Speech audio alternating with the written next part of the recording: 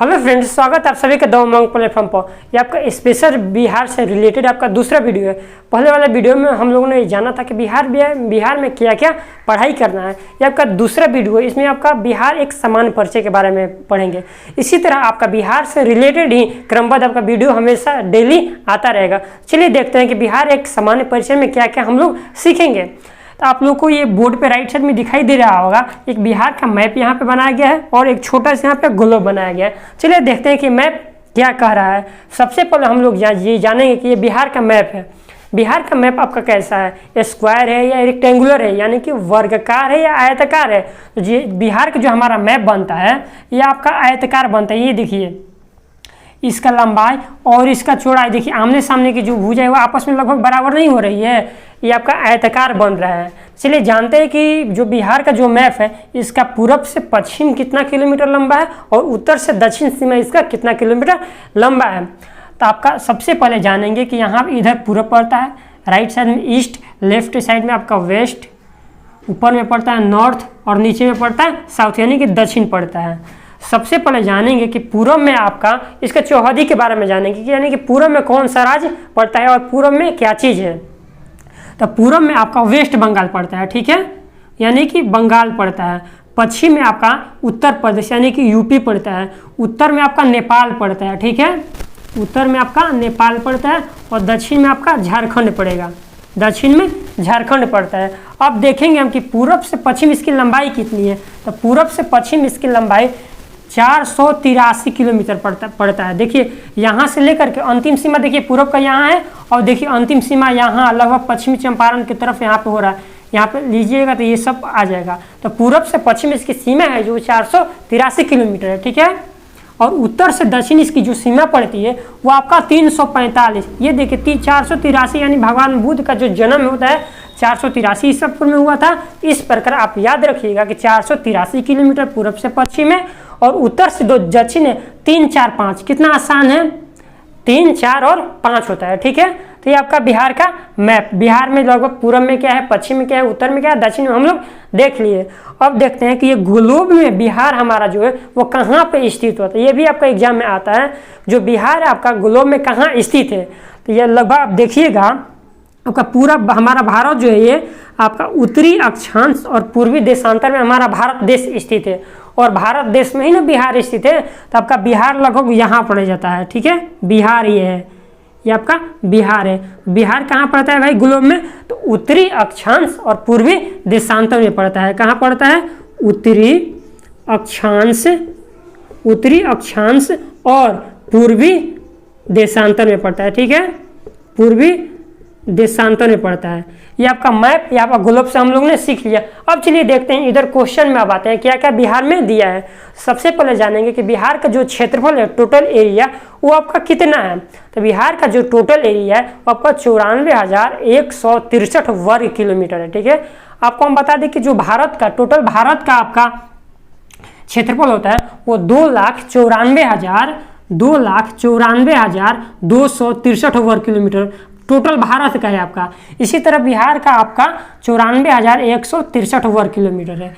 इसका कुल क्षेत्रफल यानी कि टोटल बिहार का जो टोटल भारत का जो क्षेत्रफल है उसमें आपका बिहार का कितना है, तो 2.86% क्षेत्रफल है। उसके बाद बिहार की जनसंख्या कितना है, यहाँ पे वर्ल्ड पे नहीं भारत पे हम लोग देखेंगे कि भारत से बिहार की जनसंख्या कितना है, तो 8.6 यानी 8.6% है। इसी तरह ये आपका जो बिहार है हमारा पूरे भारत भर में कौवा राज्य है, बड़ा या छोटा में। तो सबसे पहले हम लोग जानेंगे कि बिहार जो था हमारा पूरे भारत भर में 13वां राज्य था, बड़ा या छोटा में। लेकिन 2 जून 2014 को जो तेलंगाना राज्य गठन हुआ उसी के समय से जो हमारा बिहार है वो आपका 12वां राज्य बन गया है। यानी कि बड़ा या छोटा में हमारा कौन सा है, बड़ा या छोटा में बिहार का क्रम स्थान को हुआ है, ये आपका 12वां स्थान है, ठीक है, 12वां स्थान है। उसके बाद हम लोग जानेंगे कि बिहार का नाम हमारा बिहार क्यों पड़ा, ठीक है। बिहार का नाम बिहार कैसे पड़ा या क्यों पड़ा ये जानेंगे। तो बिहार का नाम हमारा बिहार इस प्रकार पड़ा, यहाँ पे लगभग 11वीं-12वीं शताब्दी में, यानी कि 11वीं-12वीं शताब्दी में यहाँ पे बहुत सारे बौद्ध बहुत सारे बौद्ध भिक्षुक यहाँ पे रहने के लिए आए, ठीक है। तो वही रहने की जगह को वो लोग विहार बोलते थे। तो हम लोग सिंपल से लाइन में बोल सकते हैं कि ठहराव को ही हम लोग क्या बोल सकते हैं, विहार बोल सकते हैं। यानी कि विहार का अर्थ ही होता था ठहराव, तो वही बिहार कहते कहते ये इसका नाम बिहार पड़ गया। तो इस प्रकार हमारा बिहार का नाम बिहार पड़ता है।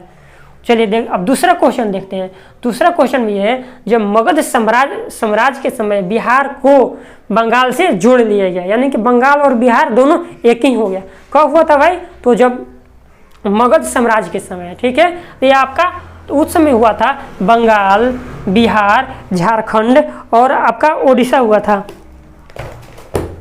आपका बिहार, बंगाल, झारखंड और उड़ीसा 4 राज्य मिलकर के क्या बन गया था? बंगाल आपका बन गया था, ठीक है। लेकिन आपका 1911 ईस्वी में बंगाल विभाजन होता है, ठीक है।